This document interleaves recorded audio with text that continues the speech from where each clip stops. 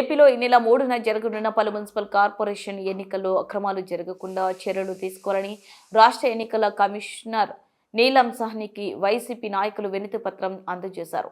ఏపీలో వివిధ కారణాలతో ఖాళీ అయిన తిరుపతి, నెల్లూరు, ఏలూరు, పాలకొండ, హిందూపురం, తుని, నూజివీడు, గురిజాల, కొవ్వూరు, నందిగామకు చెందిన మున్సిపల్లో మేయర్, చైర్పర్సన్, వైస్ చైర్మన్ పదవులను భర్తీ చేసేందుకు సోమవారం ఎన్నికల సంఘం ఆదేశాల మేరకు జిల్లా యంత్రాంగం ఎన్నికలను నిర్వహిస్తుంది.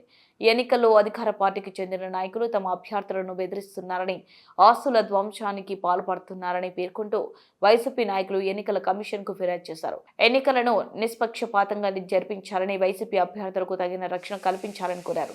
ఎన్నికలు జరిగే ప్రాంతం వద్ద గట్టి పోలీసు బందోబస్తు కల్పించాలని, సీసీ కెమెరాల మధ్య ఎన్నికల నిర్వహణ జరగాలని ఆమెను కోరారు.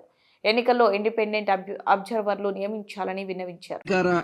పార్టీకి సంబంధించి ప్రలోభాలతో లొంగకపోతే వాళ్ళని బెదిరించే విధంగా ఎవరైతే మళ్ళీ వైఎస్ఆర్సీపీ తరఫున కంటెస్ట్ చేస్తున్నారో ఆ అభ్యర్థుల్ని బెదిరించే విధంగా కావచ్చు, అనేక విధాలుగా ఇబ్బందులు పెట్టిన పరిస్థితి మనం చూసి నిన్న తిరుపతిలో ఏదైతే తిరుపతి డిప్యూటీ మేయర్కి సంబంధించి ఎలక్షన్లో కంటెస్ట్ చేస్తున్నారో ఆ అభ్యర్థి యొక్క ఇంటిని ఏ విధంగా దుర్మార్గంగా వితౌట్ రూల్స్ పాటించకుండా అతన్ని భయపెట్టే విధంగా ఏ విధంగా జరిగిందో మీరందరికీ కూడా తెలిసిన విషయమే.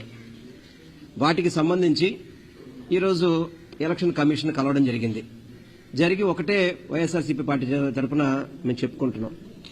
ఏదైతే చక్కటి పారదర్శకంగా ఎలక్షన్ జరగాలి, ప్రతి ఒక్క అభ్యర్థిని కూడా ఎవరైతే కార్పొరేటర్స్ ఓటింగ్ వస్తున్నారో వాళ్ళకి భద్రత కల్పించాలి, అదేవిధంగా ఒక ప్రత్యేక ఎన్నికల అధికారిని వేసి ఈ ఎలక్షన్స్ అంతా కూడా వాళ్ల పరిధిలో జరిపించాలి, ప్రతి ఒక్క కార్పొరేటర్ కావచ్చు ఓటేసే హక్కు ఉన్న ప్రతి వాళ్ళకి కూడా భద్రత కల్పించాలని చెప్పని ఈ యొక్క రిప్రజెంటేషన్ కూడా ఇవ్వడం జరిగింది.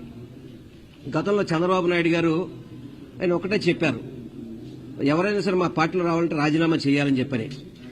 మరి స్థానిక సంస్థలకి ఆ సిద్ధాంతాలు వర్తించవా?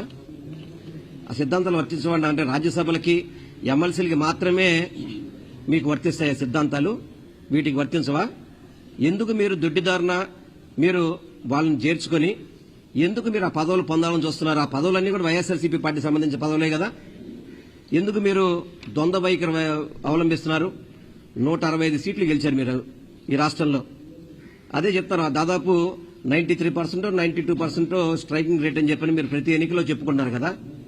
ఎందుకు మరి ఈ ప్రలోభాలు చేసి ఎందుకు చేస్తారు మీరు అన్ని కూడా? ఇవన్నీ రాష్ట్ర ప్రజలు గమనిస్తున్నారు.